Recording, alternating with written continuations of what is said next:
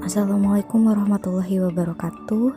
Perkenalkan, saya Septiana Tikasari, NIM 18070161009 dari Fakultas Psikologi dan Kesehatan UIN Wali Songo Semarang.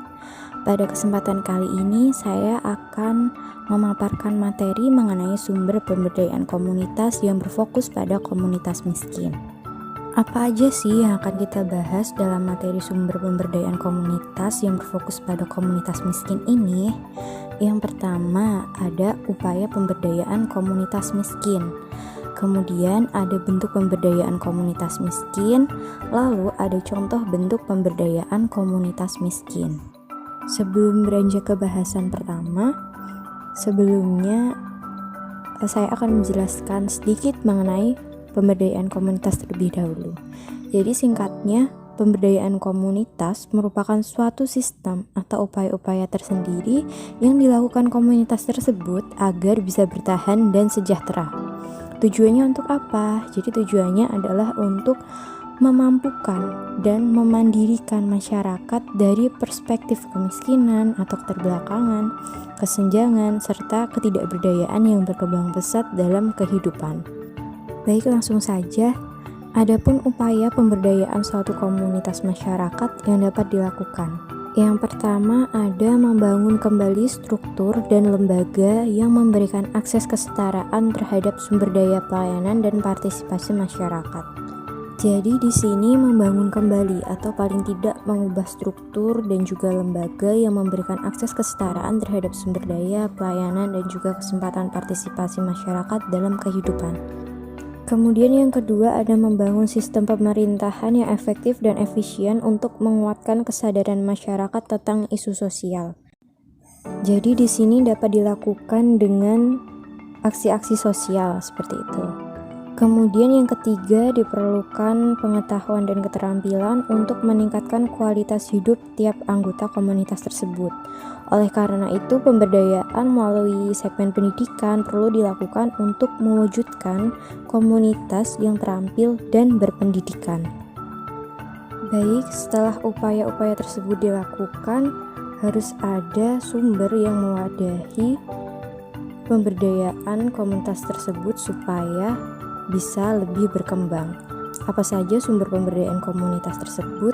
Kita akan bahas. Yang pertama yaitu PNPM Mandiri atau Program Nasional Pemberdayaan Masyarakat Mandiri. Jadi PNPM Mandiri merupakan salah satu jenis pemberdayaan komunitas untuk penanggulangan masalah-masalah terkait kemiskinan serta perluasan lapangan kerja. Program PNPM memberikan pelayanan-pelayanan berbasis pemberdayaan masyarakat dalam lingkup lokal untuk mendorong prakarsa dan inovasi masyarakat dalam upaya penanggulangan kemiskinan yang berkelanjutan.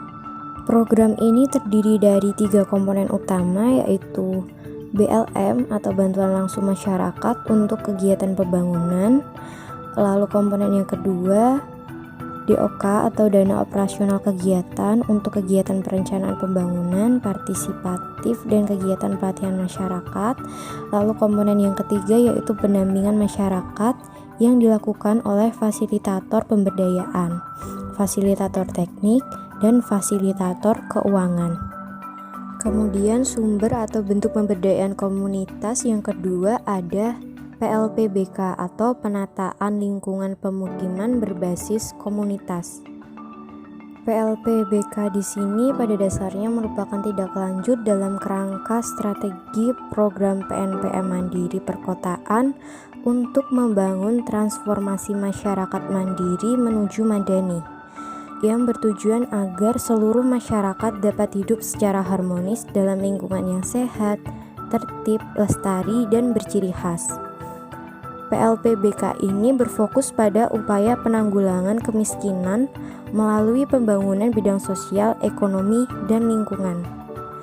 Prinsip dasar dari PLPBK yaitu kebebasan atau demokrasi, kemudian keikutsertaan atau partisipasi, kemudian keterbukaan atau transparansi, kemudian pemerataan atau desentralisasi, dan tanggung jawab atau akuntabilitasi. Lalu sumber atau bentuk pemberdayaan komunitas yang ketiga ada LSM atau Lembaga Swadaya Masyarakat.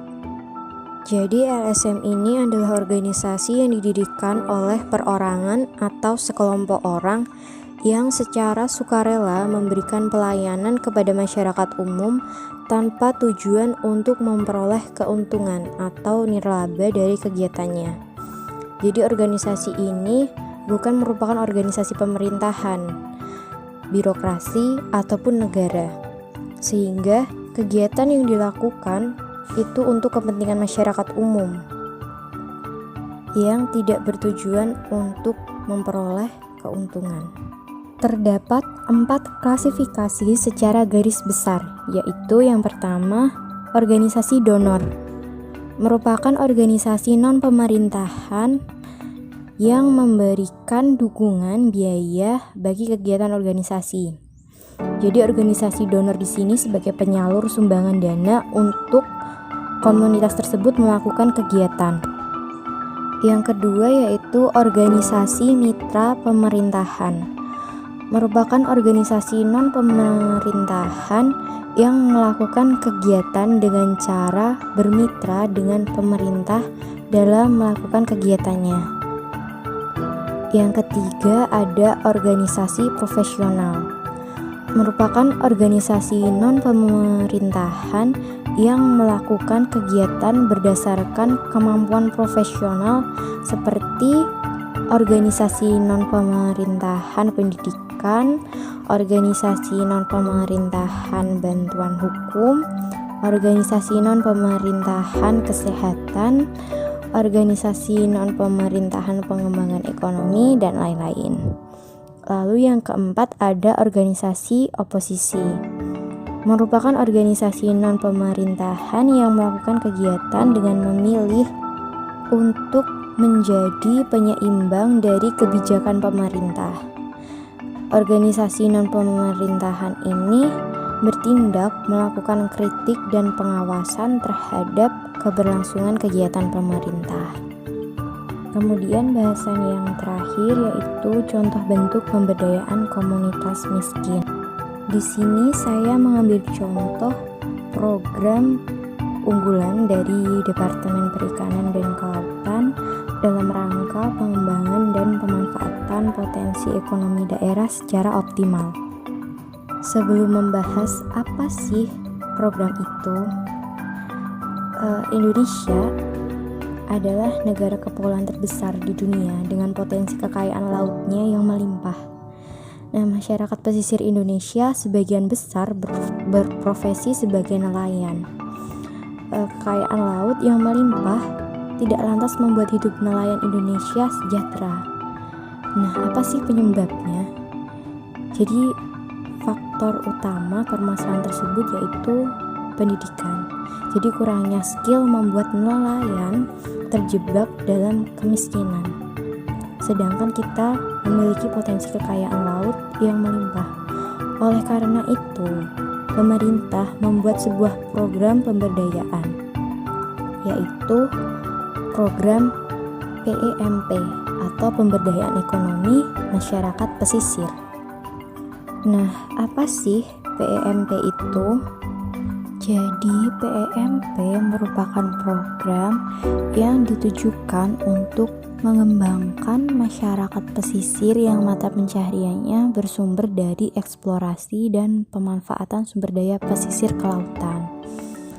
Lalu ada 3 pendekatan dalam program PEMP ini. Yang pertama, kelembagaan. Jadi kelembagaan yang dimaksud di sini yaitu penghubung antara pemerintah dan swasta